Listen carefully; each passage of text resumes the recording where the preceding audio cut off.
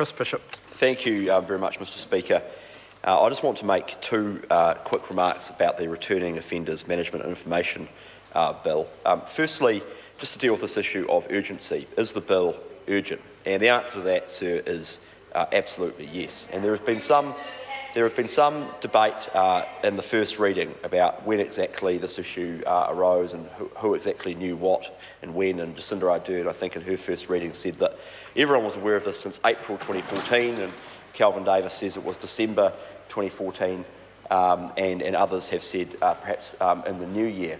But I think the key point, sir, is that regardless of when this was picked up on, the key point is that the effect of the Australian policy change through their migration amendments in December 2014 has been to throw into stark relief the consequence that more people will be deported from Australia to New Zealand. It averaged about 80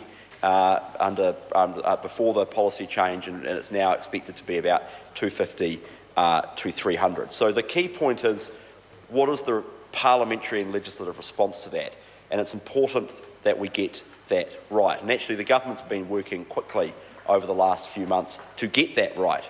And actually, it takes time to get information sharing agreements in place. It takes time to get a register in place and to get the information from the Australian authorities to make sure that we can do this properly. And so now we have the legislation before the House, and the ministers talked about how quickly the officials have moved on this, sir, and I think they have done a good job. And actually, sir, if you read the Section 7 report that the Attorney-General has laid before the House under the Bill of Rights Act, sir, he commends how quickly the officials from Corrections and from Justice and from other agencies have moved to make sure this happens. I mean, this piece of legislation deals with numerous rights under the Bill of Rights Act, the right to be free from search and seizure, the right of freedom of movement, numerous rights under the Bill of Rights Act, all of which could potentially have been impinged by this legislation, sir, and in all respects bar one very small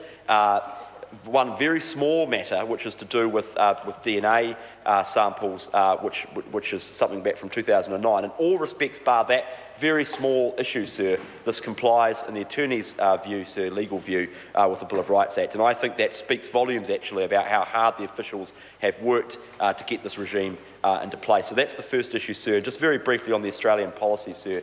Does anyone like the Australian policy on this? No, sir. No, indeed.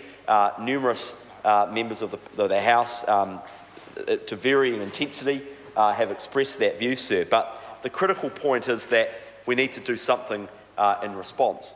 And I take issue with what Mr O'Rourke said briefly about how the Prime Minister's been I think it was a PR person for Malcolm Turnbull and the Australian regime.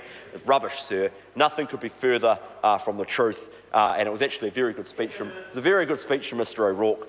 So I won't go too hard on him as I sometimes want to do. It was actually a very constructive speech, and actually it reflects the general degree of constructiveness and collegiality that the House is expressing on this bill. And so with those brief remarks, sir, I commend this bill to the House.